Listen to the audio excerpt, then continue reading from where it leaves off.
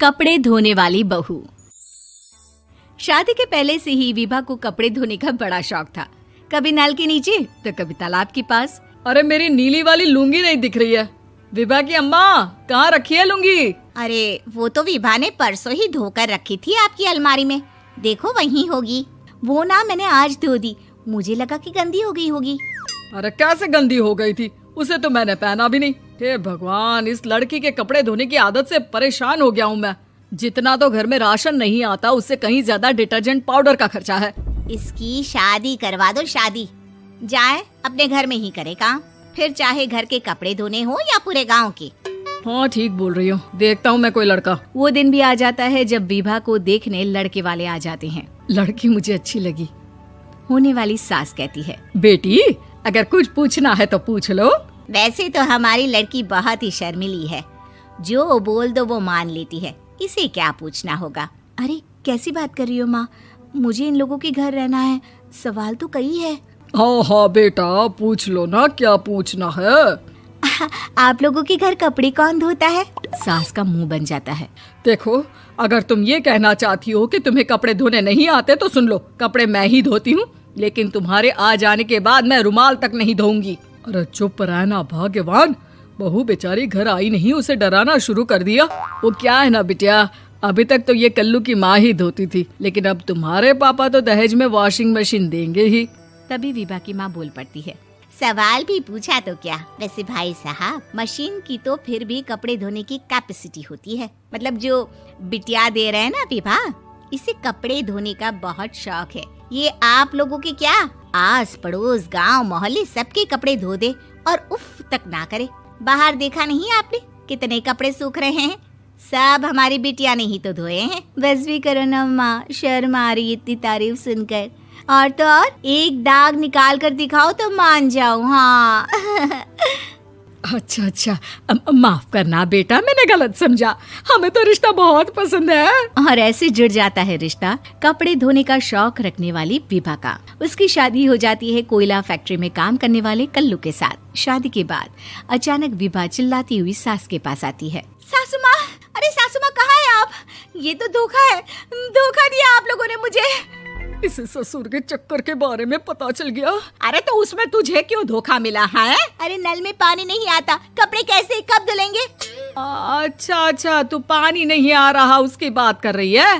तो आपने क्या सोचा? कुछ नहीं।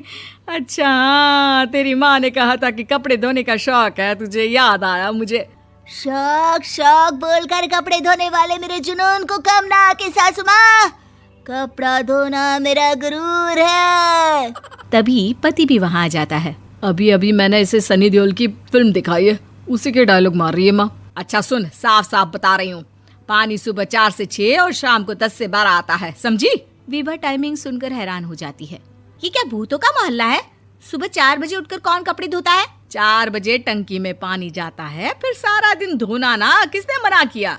अरे कैसी बात कर रही हैं? 200 लीटर की टंकी में कितने कपड़े धो लूंगी मैं? सुबह ही उठ जाऊंगी मैं। अब क्या था, विभा सुबह 4 से लेकर रात के 12 बजे तक कपड़े ही धोती रहती। एक रोज सास पड़ोस से निकलकर कहीं जा रही होती है कि साथ वाली कहती है, हाँ कल्लू की माँ, जरा ये बताओ कि 2 साड़ी है, 2 ब्लाउज और एक पेटीकोट और एक नाड़े वाला लंबा कच्छा।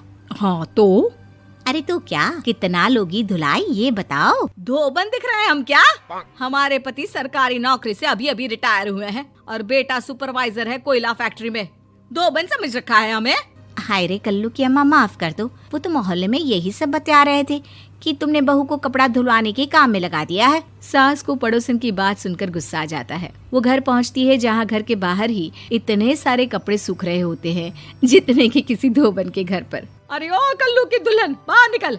माँ जी यहीं आ जाओ, बाथरूम में चादर धो रहे हैं हम। अरे अभी हम धोते हैं, तुमको बाहर निकलो। ये आस पड़ोस वाले बोल रहे हैं कि हम बहू से कपड़े धुलवा कर उसे कपड़ा धोने वाली बना दिए हैं।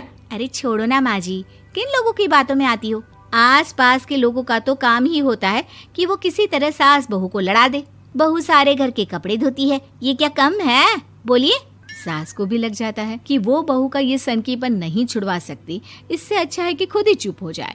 एक रोज सास और बहू मंदिर जाते हैं, जहाँ सास की साड़ी वहाँ खड़ी भीख मांगने वाली से मिलती है। माँ जी क्या बात है, आपकी साड़ी उस भिखारन से कितनी मिल रही है ना? हाँ हाँ देखो तो, दोनों की साड़ी मिल रही है। क्या बात है कल्लू की अम्मा, तुम खुद को तो अफसर की बीवी बताती हो और ऐसी सिंपल सी प्लेन साड़ी पहनकर घूमती हो। सिंपल और प्लेन नहीं है ये साड़ी। तो क्या सोने के धागे से फूल बने हैं?